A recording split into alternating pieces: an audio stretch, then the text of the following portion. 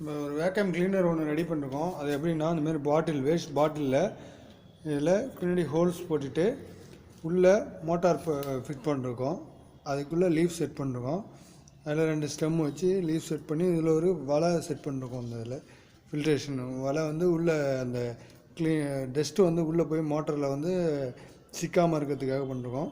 அதுக்கடுத்தது ஒரு பேட்டரி, ஒரு ஹோல்டரு, ஒரு சுவிட்சஸ், ஹேண்டில். இது அதனுடைய மெயின் மூடி.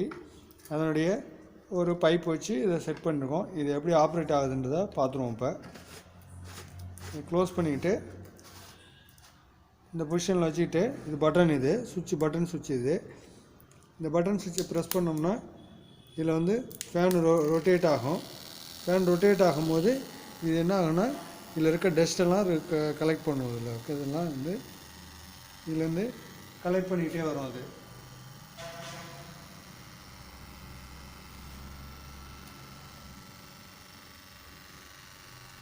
நம்ம வந்து இந்த ரிவர்ஸ் பயஸ் ஆப்போசிட் டைரெக்ஷனில் நடக்கிறதுனால ரிப்புல் ஆகும், அட்ராக்ட் பண்ணும். அந்த இதை வேஸ்ட்டை வந்து அட்ராக்ட் பண்ணும். அந்த டைரெக்ஷனில் இந்த மோட்டாரை வந்து ஃபிட் பண்ணிருக்கோம்.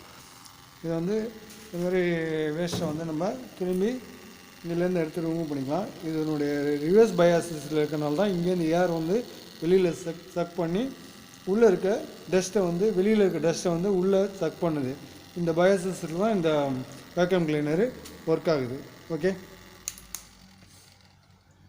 இதை ஆஃப் பண்ணிவிட்டு டஸ்ட்டு ரிமூவ் பண்ணால் இந்த மேமுடியை வந்து ஓப்பன் பண்ணிவிட்டு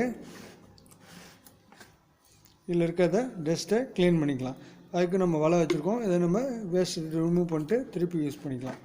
இதுதான் வேக்கம் கிளீனரோட பிரின்சிபலு.